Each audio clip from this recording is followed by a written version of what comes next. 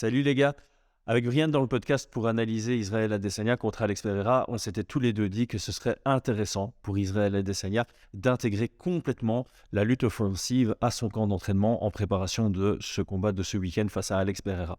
Pourquoi est-ce qu'on a dit ça? Parce que tout simplement dans le troisième round, il a eu une amenée au sol qui est venue un peu sur le tas, mais une fois qu'il a eu l'amenée au sol, il a su garder le contrôle jusqu'à la fin du round, pendant 3 minutes 47.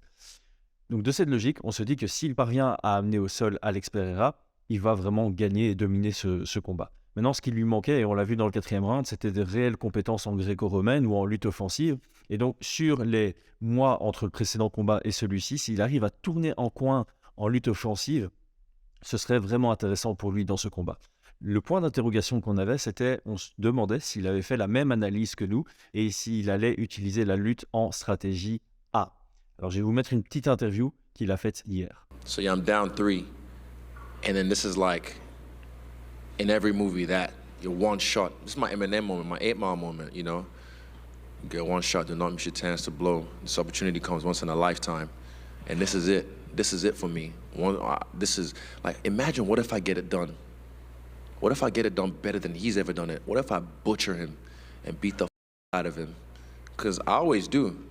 But I just ramp it up now. And I don't let him get any breath, and I take him out. I put him on his back. We'll find out. I do all this, and I beat his ass, do some damage to him, and it's just like, wow, amazing. Je ne suis pas un expert en body language ni en analyse du langage. Voilà, très important de le souligner. Mais je me suis un peu reconnu dans Israël Adesanya, dans sa façon de répondre. Quand on pose des questions et qu'on sait ce qu'on veut dire, tout est assez clair, assez net, assez précis, ça va assez direct. Mais quand on nous pose des questions sur lesquelles il faut faire gaffe à ce qu'on doit dire, par moments, on a des petites hésitations.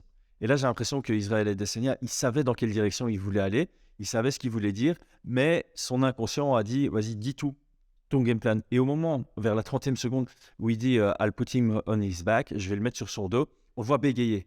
Il perd ses moyens, alors que les 30 premières secondes étaient ultra fluides. Là, il commence à bégayer.